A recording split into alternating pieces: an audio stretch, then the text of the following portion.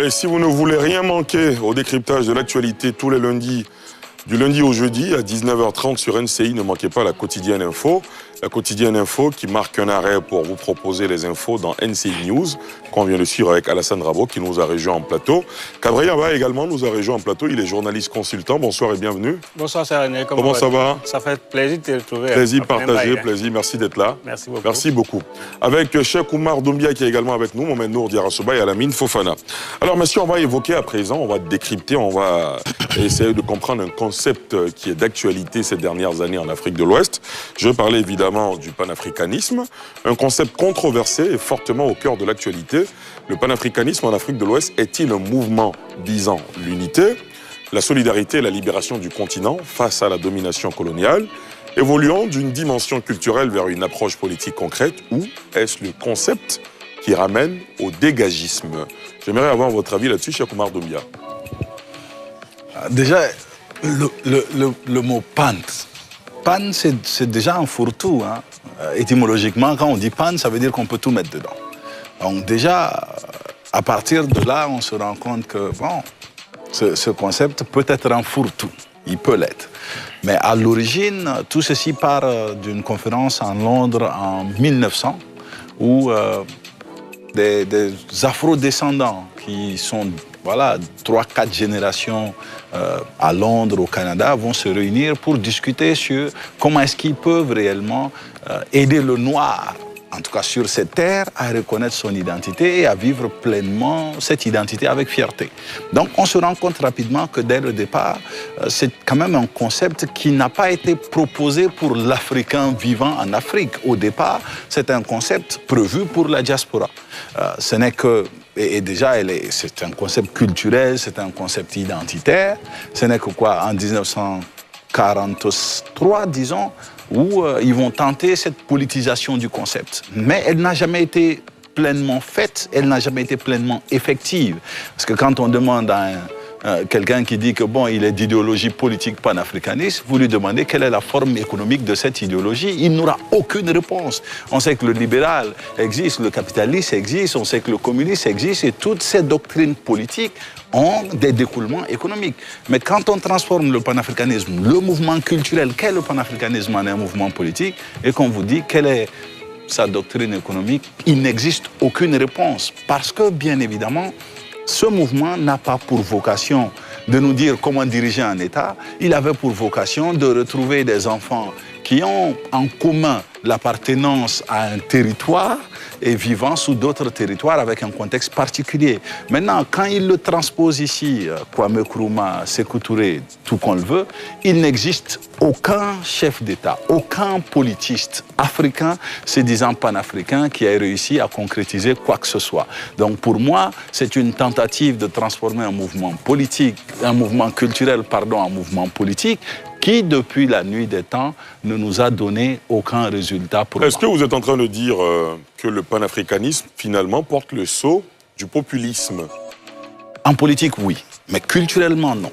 De dire que oui, nous venons de ce territoire qu'est l'Afrique et que nous avons certainement des choses en commun au-delà simplement de notre apparence, oui, c'est une réalité. Nous avons des cultures en commun, nous partageons des croyances, nous partageons un certain mode de vie. Mais en politique, se dire panafricain, pour moi, c'est simplement et purement populiste.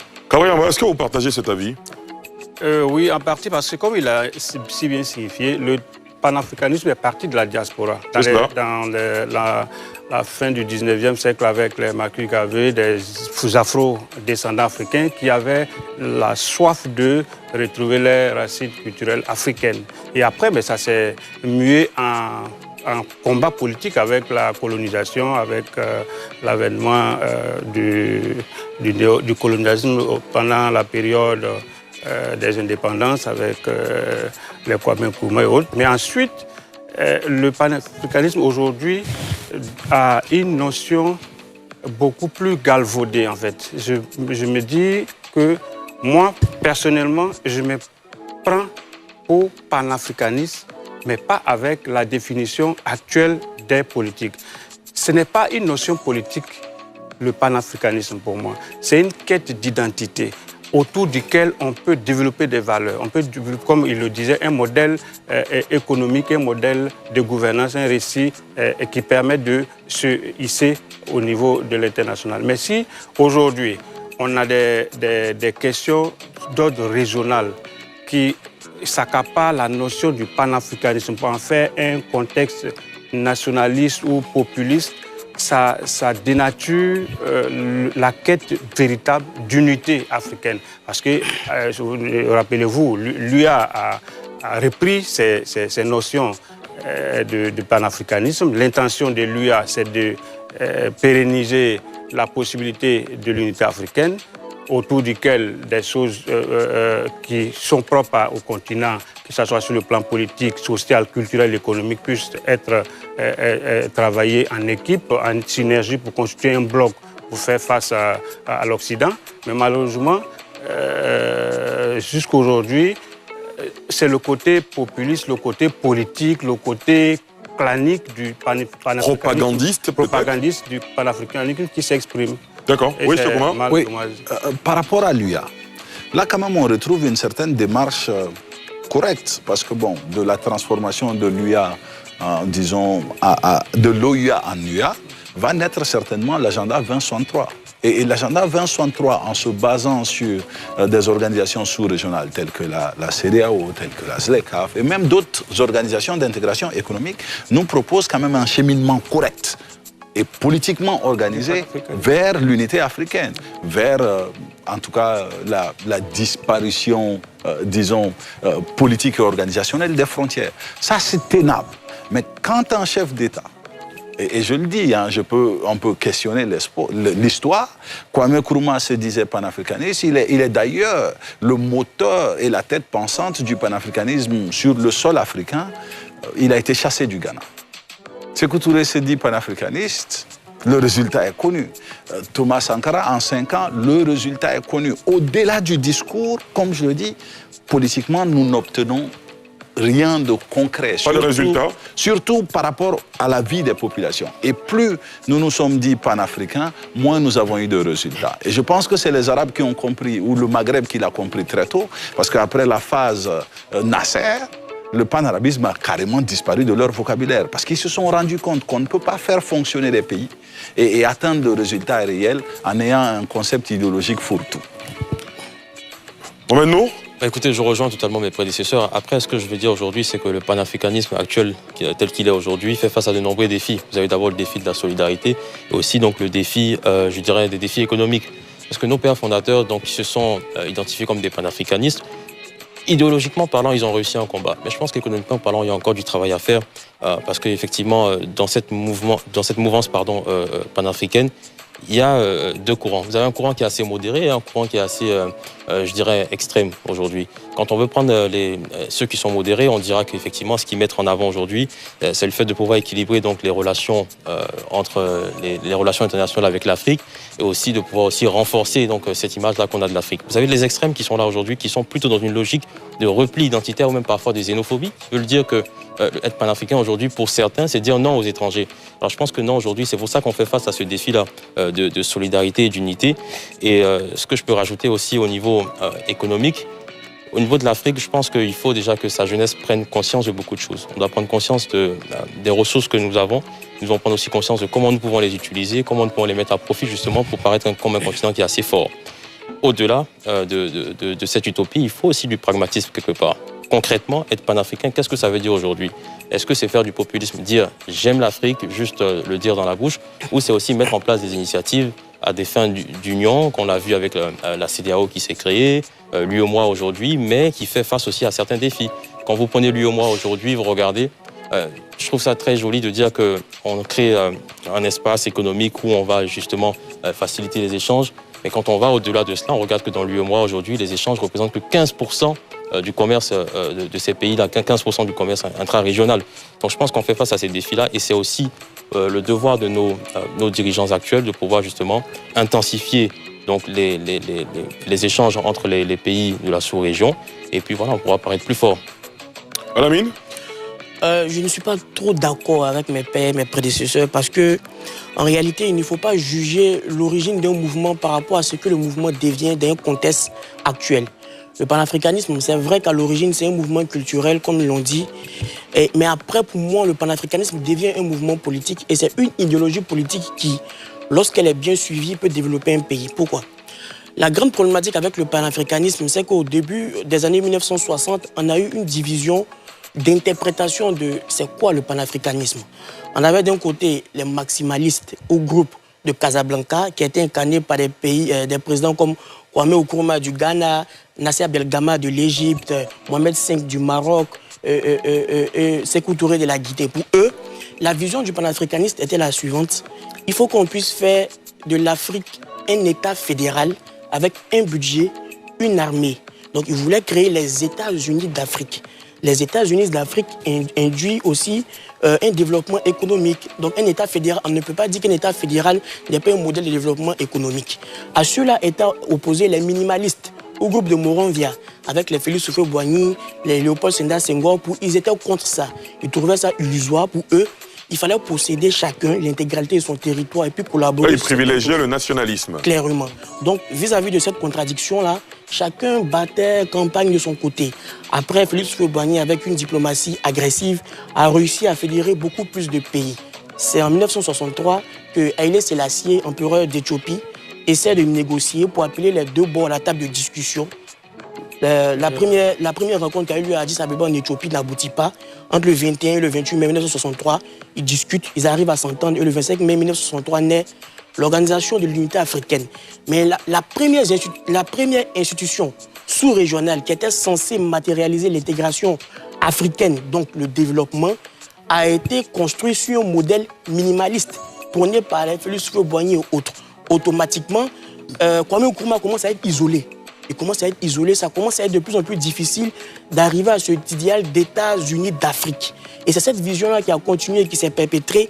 Il y a eu des incapacités de pouvoir gérer les crises comme celle du Congo, le conflit entre le Maroc et l'Algérie. Finalement, on a bénéficié de l'Union africaine en 2002.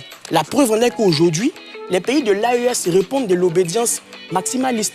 Donc quand vous prenez les pays comme le Mali et autres, ils sont plus hostiles vis-à-vis des puissances occidentales et ils lancent des programmes. Le Burkina Faso de Thomas Sankara était panafricaniste.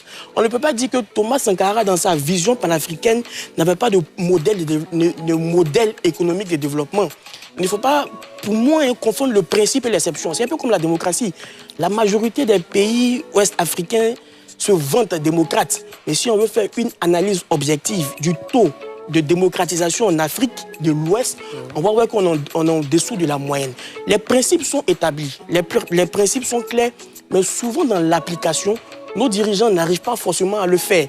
Même la Côte d'Ivoire, le Sénégal, le Mali, la Guinée, qui se prétendent être des pays démocrates, on ne va pas leur retirer leur intention de démocratie parce que justement, les États peuvent estimer que par rapport à un contexte précis, il faut faire des putsch pour pouvoir revenir à un certain ordre qui peut briser le principe théorique de la démocratie. Après, les concepts politiques ne doivent pas être pris par des extrêmes. Le président Laurent Gbagbo, il est d'obédience socialiste. Mais Gbagbo, il a une lecture hegelienne de l'histoire, teinté un peu de marxisme. Pour lui, l'évolution de l'histoire des choses, c'est le choc des classes. Les prolétaires, les bourgeois, les riches, les pauvres. Mais politiquement, il est socialiste. Mais le paradoxe, c'est qu'étant socialiste, il est l'un des présidents ivoiriens qui a concédé le plus de marchés ou laissé faire le plus de marchés de la France. C'est l'exception.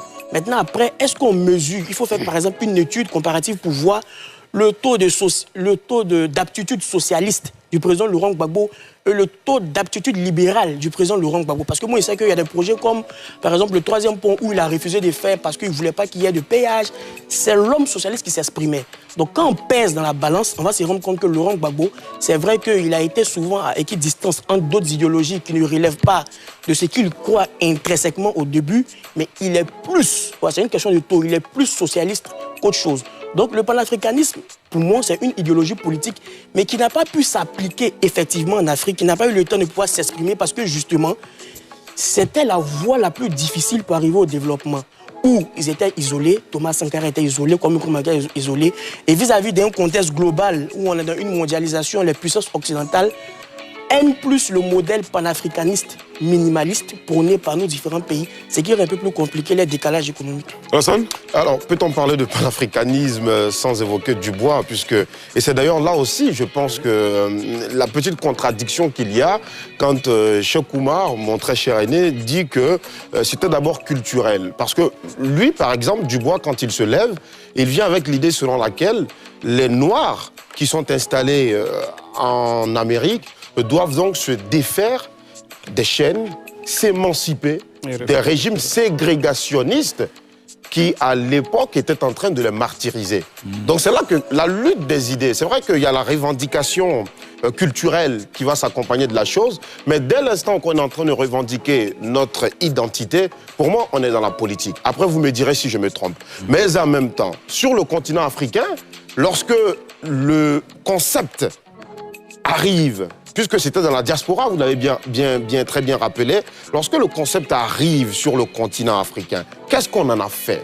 C'est ça la véritable question. Moi, je pense que là où on peut dire que les dirigeants qui ont adopté cette idée de panafricanisme, de nationalisme et de préférence continentale ont échoué, c'est qu'ils étaient beaucoup plus dans l'éducation, dans la culture, l'aspect culturel du panafricanisme, et ont négligé l'aspect économique et politique du panafricanisme. Thomas Sankara, par exemple, en quelques années de gestion, il a sorti les cités en 1, en 2, en 3 de Ouagadougou, en quelques années de gestion, avec l'idée qu'il avait d'un panafricanisme économique qui devrait être porté par les populations locales, où on ne dépendrait plus de puissance occidentale, d'abord pour nous nourrir. Parce que l'homme qui a faim, comme on le dit, n'est pas un homme libre, il est arrivé à l'autosuffisance à un moment donné. Donc pour dire qu'on peut concéder quand même à certains d'entre eux la difficulté à exercer l'idéologie, le concept panafricaniste sur le continent, ce qui est à la base, bien évidemment, de l'échec de la plupart d'entre eux, mais on devrait quand même reconnaître que s'ils avaient été soutenus, si tous nos pères, au moment de l'indépendance, avaient été solidaires de cette même vision-là, je pense qu'aujourd'hui, 65 ans après l'indépendance, on serait arrivé à un résultat culturel, idéologique, qui est autre que ce que l'on a aujourd'hui. Ce que l'on a aujourd'hui, c'est quoi? C'est que, comme Alamine l'a très bien rappelé, nous avons deux styles de gouvernance. Dans la sous-région ouest-africaine, par exemple, nous avons deux styles d'État. Il y en a ceux dont les populations, encore aujourd'hui, puisqu'on leur a coupé l'herbe sous le pied, ils étaient, dès le départ, révolutionnaires. Ils ont eu la préférence nationale. Ils ont eu l'esprit continental, l'inclusion totale. Malheureusement, ils n'ont pas pu l'exprimer. Et ce qui se passe, c'est que dans les maisons à Ouagadougou, à Bamako et à Niamey, et ainsi de suite, on dit aux enfants que voilà ce qu'était Thomas Sankara. On dit aux enfants, voilà l'idée qu'il avait. Voilà ce qu'on devait faire pour le continent africain. Voilà comment est-ce que nous devons réagir. Quelques années après, ce sont ces enfants-là qui deviennent les adultes aujourd'hui. Et ce sont eux qui ne veulent absolument pas rester pris entre les chaînes de l'impérialisme, comme ils l'appellent encore aujourd'hui. Et on a de l'autre côté d'autres États qui ont préféré, bien entendu, la collaboration. D'ailleurs, on en parlera peut-être dans le duel, mais il y a eu deux types de colonisation. Il y a eu l'assimilation de la colonie, et puis il y a eu la politique de la collaboration. Là où les autres ont été assimilés en Afrique francophone, il a fallu pour nous approprier à nouveau notre identité culturelle, des dirigeants aux premières heures qui étaient très coriaces, qui étaient sévères, qui ont dit il faut qu'on parle le moré, il faut qu'on parle l'ashanti, il faut que le bambara, là, il faut qu'on le maintienne dans la conscience collective, et c'est ce qui a abouti à ces résultats-là. La préférence nationale existe encore ailleurs, là où d'autres États peinent à l'exprimer. Cheikh Oumar? Oui, je suis très heureux de les entendre dire cela, parce qu'ils disent, ils font beaucoup de « il faut »,« il faille »,« il aurait été mieux »,« il y aurait ». Vous êtes dans beaucoup de... Ça, c'est du subjonctif et du conditionnel, ce n'est pas la réalité. Et c'est ça qui est dommage. Moi, je parle du principe que, par exemple, quand Alamine me dit, il y a des principes à la démocratie. Si je joue au jeu d'Alamine et que je lui dis, quels sont les principes du panafricanisme, qu'est-ce que Alamine me dirait? Il n'y a pas de réponse. Il y a des principes? Non, il n'y en a pas. Malheureusement, il n'y a pas de principe écrit. Vous allez me donner des idées qui sont les propres. Il n'y a pas de code du panafricanisme. Vous en avez un? Oui, la charte africaine en 1900 en 1960. Il y a eu une charte africaine justement dans cette discussion-là. Et il y a eu beaucoup d'écrits sur le panafricanisme, mais on a parlé des Garvey. Attention, on a parlé de... encore une fois. Non, on va refaire l'histoire. La question qui pose, est-ce qu'il y a des principes c'est ce que je vous dis. C'est des idées. Vous pouvez me donner... Lorsqu'on parle, par exemple... Alamine, je vais t'aider. D'accord. En fait, c'est ce qui se passe avec ce concept. C'est qu'il a été personnifié à chaque fois.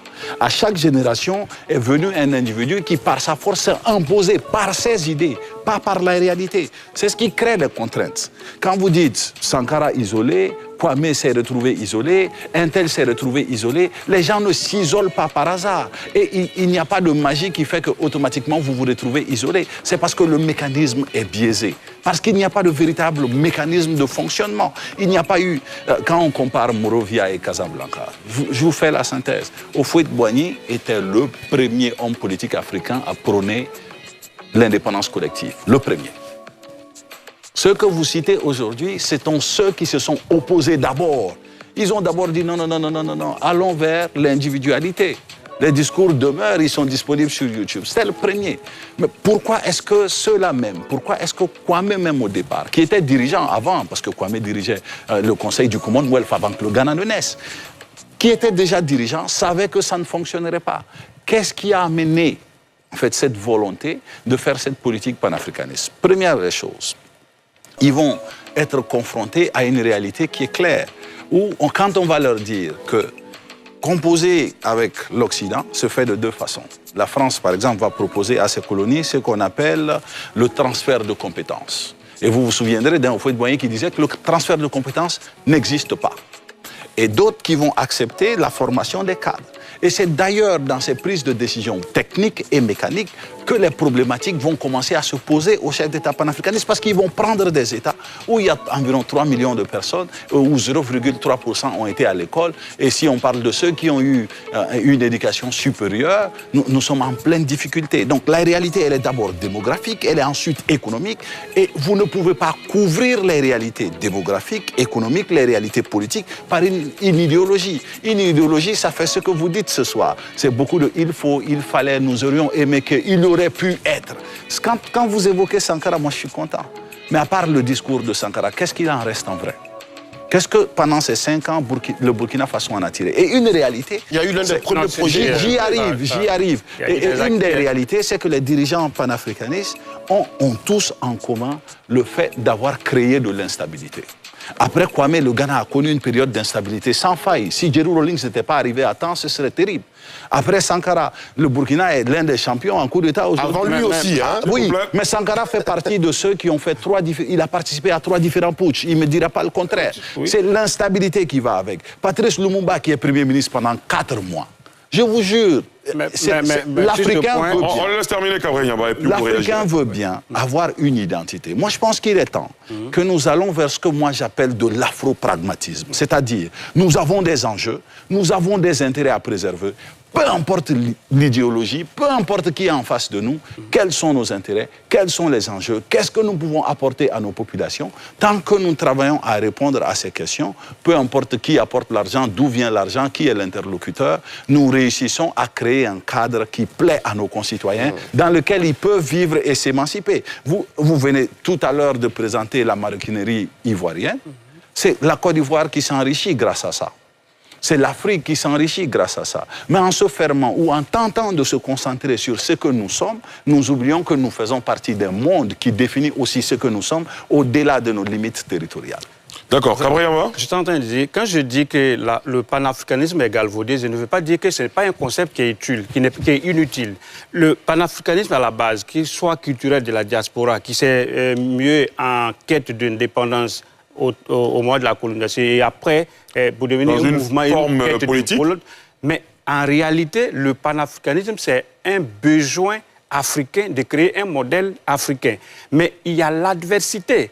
Il parle du cas... Juste une chose, le modèle africain qui a été importée, d'ailleurs. Donc, comment vous africanisez une idéologie que vous avez importée? Dans ce monde, on ne peut pas refaire le monde. Qu'on soit communiste, libéraliste, capitaliste, on va partir des acquis du récit libéral qui est le dominant actuellement pour créer un concept africain, pour rassembler les Africains autour des valeurs culturelles, économiques, sociales. Aujourd'hui, la dynamique d'un panafricanisme, c'est quoi? C'est de créer des blocs, un bloc pour permettre à nos économies locales de pouvoir tirer profit de nos ressources minières, de nos ressources naturelles, de rentabiliser notre jeunesse qui est des pays qui sont à près de 77% de moins de 35 ans.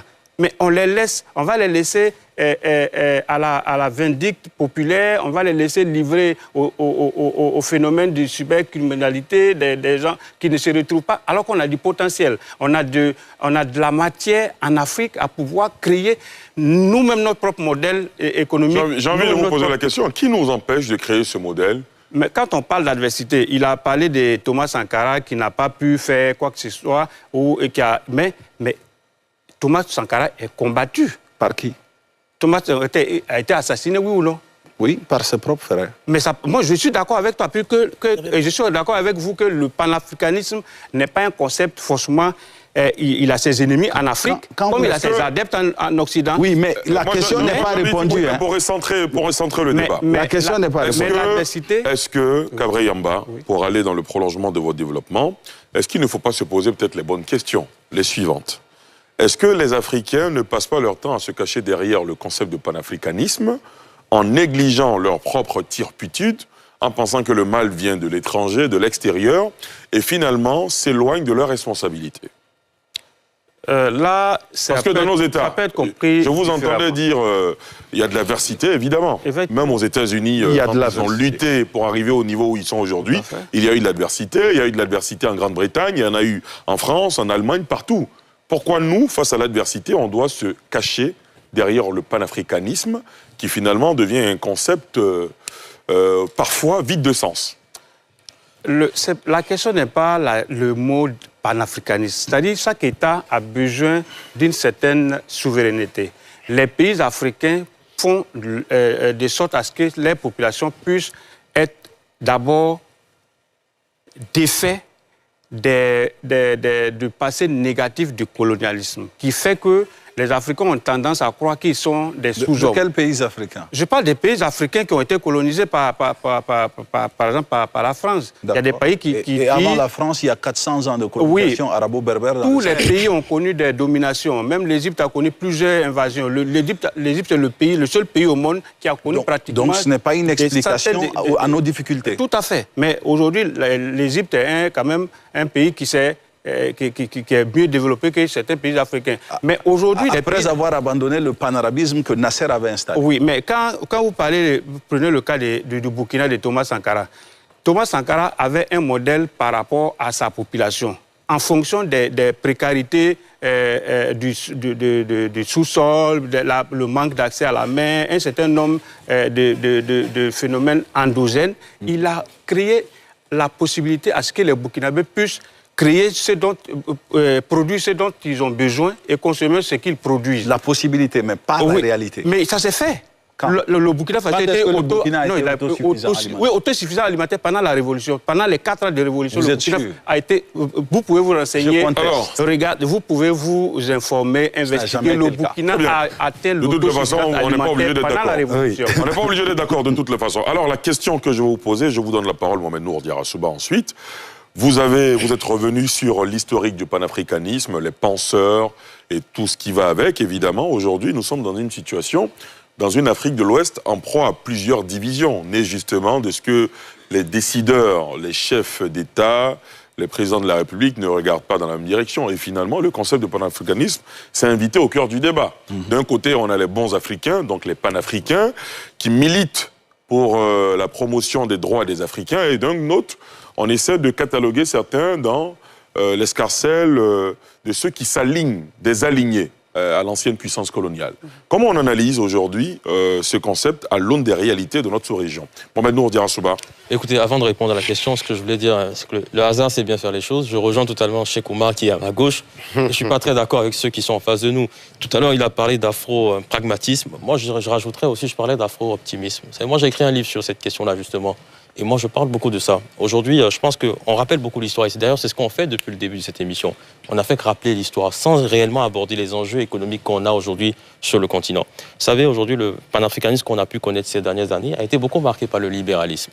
Et moi, ce que je propose aujourd'hui, c'est que nos États puissent sortir de ce libéralisme et qu'on aille vers une sorte de néo-protectionnisme qui ne soit pas forcément, je dirais, très ancré, on va dire ça comme ça. Mais le néo-protectionnisme, justement, il pose des limites au panafricanisme. Absolument. Si j'entends bien protectionnisme dans son sens initial. Je m'explique. On a aujourd'hui, tout à l'heure vous avez parlé de différents blocs qui existent sur le continent, mais moi le néo-protectionnisme que je propose aujourd'hui, je m'inspire beaucoup d'un ancien ministre togolais, dont j'ai oublié le nom, mais qui expliquait par exemple qu'aujourd'hui vous avez en Afrique ici, le producteur, qu'il soit ivoirien ou qu'il soit togolais, un producteur agricole, il a 400 moins fois de productivité qu'un producteur américain ou canadien, etc. Pourquoi? C'est qu'aujourd'hui, nos États n'ont pas réussi à se fédérer. Donc il y a ce problème-là économique qu'il y a aujourd'hui. Et moi, je veux qu'aujourd'hui, nos questions soient centralisées sur les enjeux économiques. Je vais retourner la question tout à l'heure. Depuis, on ne fait que raconter l'histoire. On parle du passé, on parle de Kwame Nkrumah. C'est bien de raconter l'histoire, mais aussi, il faut parler de demain. Qu'est-ce qu'on va léguer demain aussi aux prochaines générations? Est-ce qu'on va leur léguer des débats? Donc moi, je vous retourne la question aujourd'hui. Face aux enjeux que nous avons aujourd'hui, les enjeux économiques que nous avons, comment vous redéfinissez le panafricanisme? Alamine d'abord, ensuite Alassane. En fait, le problème, c'est que la majorité des gens cherchent à rendre le débat exclusif. Ce qui est intéressant avec leur position, c'est qu'ils pensent qu'on est en train de dire que le président Félix Houphouët-Boigny n'était pas panafricain. Ah non, pas du tout. Non, on l'a dit dans les pensées maintenant. Il dans les pensées. Nous, on n'a pas dit ça. Alamine, personne ne l'a dit sur ce plateau, mais vous avez le droit d'avoir cette déduction et cette interprétation. Il n'existe aucun Africain lucide qui n'est pas panafricain. C'est clair. C'est un principe établi. Il n'existe aucun Africain lucide qui n'est pas panafricain. Tout est une question de modèle. Sauf si je ne suis pas panafricain et que je ne suis pas lucide. Si on fait une parce question que je ne le suis pas. Non, si il me interroge, je vous explique. Alamine va développer. La gouvernance d'un État se fait à plusieurs niveaux. Vous savez, le président Félix Houphouët-Boigny, vis-à-vis de sa posture sous-régionale, était panafricain. C'est-à-dire qu'un dirigeant peut estimer qu'en matière de gouvernance publique locale, il peut être foncièrement libéral. Ce même dirigeant-là peut estimer que sa posture diplomatique dans sa zone géopolitique sous-régional, il peut opter pour le panafricain. C'est un instrument. Le président Alassane Ouattara, le régime burkinabé est toujours en train de dire que le président Alassane Ouattara cherche à déstabiliser le Burkina, mais c'est le même président Alassane Ouattara, dans cette situation d'hostilité-là, donne des milliards en armes à ce pays-là qui le traite de vouloir le déstabiliser. C'est du panafricanisme. Laissez-moi terminer. Oui, vous pouvez vérifier les informations après. Laissez-moi terminer. Le président Alassane Ouattara, aujourd'hui, dans la sous-région, il n'est pas hostile avec les pays qui l'entourent. Peu importe à quel point il y a des injures, il y a des railleries à son niveau, il n'est jamais hostile. C'est une déclinaison du panafricanisme. C'est la culture... Il est pragmatique. C'est la culture de la tolérance africaine. Vous voyez. Maintenant, on est en train de dire que les modèles qu'on présente, on n'est pas dans le conditionnel. Quand on parle de Thomas Sankara, on dit à la différence d'un Félix Houphouët-Boigny et d'un Alassane Ouattara, qui utilise le panafricanisme comme modèle de gouvernance sous-régionale, Félix Houphouët-Boigny, c'était le sage d'Afrique. C'est une posture panafricaine. Eux, ils ont décidé de pouvoir posséder le panafricanisme de manière intégrale, avec une économie d'État qui a eu des éléments qualitatifs qu'on peut mesurer. Thomas Sankara au Burkina Faso a mieux dirigé que certains prétendus démocrates. Si on prend la question des théories, on ne s'en sort pas. La démocratie athénienne, l'isogorie, l'isocratie, la philanthropie, ce sont des concepts qui viennent de la Grèce antique. Je vous ai demandé de revenir, analyser le panafricanisme à l'aune de la réalité de la question. Je dois revenir sur les différents éléments. Terminé. Ces différents concepts-là ne nous appartiennent pas. En Côte d'Ivoire, on a ce qu'on appelle la démocratie villageoise. Les questions de l'arbre à palabre, le roi et mais on n'a pas forcément les mêmes modèles. Mais aujourd'hui, c'est ce qu'on appelle le patrimoine de l'universel créé. Tout ce qui est bien nous appartient. Comment on fait en sorte que les différents éléments positifs qu'on a en interne, on les associe à d'autres choses, que ça quitte de la Grèce, que ça quitte de la Rome, tant que ça peut faire notre affaire, on l'utilise à bon escient. Pour répondre à la question simplement, il faut laisser les différences s'exprimer. C'est tout. Aujourd'hui, la majorité des pays africains n'ont pas la même conception du développement. Il y a des pays de l'AES qui estiment qu'il faut rompre et couper de manière claire le cordon ombilical avec les anciennes puissances coloniales. et tourner vers d'autres acteurs. Il y a d'autres pays africains qui estiment qu'il faut rester dans une collaboration bilatérale modérée. Il ne faut pas tenir des discours guerriers. Il ne faut pas forcément brûler des drapeaux ou bien prendre des ambassades en embuscade. Mais ils ont une posture vis-à-vis relativement tranquille avec ces différentes puissances. Laissons les différences s'exprimer. Toutes les voies mènent à Rome. Le Mali aujourd'hui, le Burkina et ces différents pays de l'AES là, ils peuvent arriver à un développement économique avec ce modèle. Ça n'empêche pas aussi que la Côte d'Ivoire, le Sénégal, qui n'a pas forcément la même vision qu'eux, arrive au développement. Laissons les différences s'exprimer. Parce que finalement, chacun est le résultat de son histoire. Vous allez remarquer que ces différents pays-là ont connu majoritairement des dirigeants militaires. Donc la promptitude, la nature du dirigeant détermine sa promptitude d'action. D'accord. Alassane Dravo. Très bien. Alamine Fofana est un peu trop réaliste, j'avoue. Mais alors, il y a quand même des choses graves qui ont été dites sur ce plateau. Quand Mohamed Nour Diarra-Souba, un si brillant jeune Africain, dit à des Africains qu'ils ne font que ressasser l'histoire. Je trouve que c'est dramatique. Ah non, c'est à vous que je parlais. Ah oui, bien sûr. Nous sommes des Africains. S'il vous plaît. Je pense que c'était pas méchant. Non, oui, non, c'était de dire, revenons au sujet d'actualité. On a déjà entendu l'histoire. Je pense que c'était ça le sens de son propos. Oui, absolument. Et je comprends le sens de son propos. Je vais juste lui dire que c'est vrai qu'un peuple sans histoire est effectivement un peuple sans âme. Ça, c'est une première des choses à retenir. Deuxièmement, quand on rappelle l'histoire, on n'a pas rappelé l'histoire de façon vaine. On n'a pas parlé que des précurseurs du panafricanisme.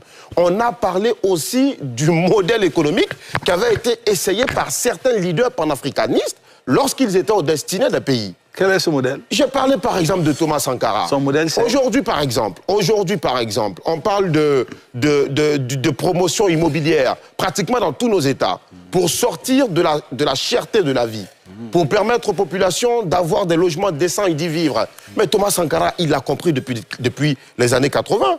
Pendant sa révolution, il a même initié, en 4 années, 3 grandes cités sont sorties de terre à Ouagadougou. Des grandes cités. Oui, des cités qui sont toujours les cités 1, 1, 2, 3. Grandes. Je l'ai rappelé tout à l'heure. Des grandes. Ça, c'est un. Oui. Deuxièmement, Cheikh Oumar, quand on parle de panafricanisme, on ne parle pas simplement on ne parle pas que d'idéologie, que d'idées. Même la tenue, c'est un modèle économique. Vous imaginez sur ce plateau, combien d'entre nous avons porté en dehors de Cheikh Oumar, qui est un bazin, d'ailleurs, qui, selon mes dernières informations, est aussi importé. Combien d'entre nous avons mis le pagne baoulé, le pagne de Kong, le pagne de Warangene à Korogo? Mais c'est un modèle économique. Ça permettrait, la consommation de nos produits locaux, permettrait notamment à ces artisans-là d'avoir de l'argent. Vous nous rejoignez maintenant. Merci. On va laisser Alassane terminer, s'il vous plaît. Merci, Alassane. On va le laisser terminer. Oui, mais il n'y a pas de problème. C'était ça ma question. pas. Alassane, c'était ça ma question. On parle du passé, mais parlons du futur. On est sur ce plateau, pas pour ressasser les histoires du passé. On le laisse terminer. Pardonnez-moi. On le laisse Pour terminer. proposer des idées. C'est ce que je demandais depuis. Mais ces idées-là ne sont pas nouvelles. Maintenant que vous êtes inspiré, je vous laisse continuer. C'est ce que je tente de vous faire comprendre, Mohamed Nour Diarra-Souba. Ce que Dites-moi. je dis n'est pas nouveau. Ce que je dis a été dit il y a des années-lumière. Ça a été dit par les précurseurs. Seulement, nous nous en sommes des faits. Et aujourd'hui, nous sommes face à l'implacable réalité que vous décriez dans vos livres. Et vous nous invitez, en fait, à revenir à ce qu'ils ont dit au départ. Ah non? Alors, on va marquer une courte pause. Le débat devient très intéressant, messieurs. Je rappelle qu'on a une autre actualité africaine à décrypter, mais je vais vous laisser le temps, encore une fois, du retour de la pause, de commenter encore une fois cette actualité. On se retrouve dans quelques minutes.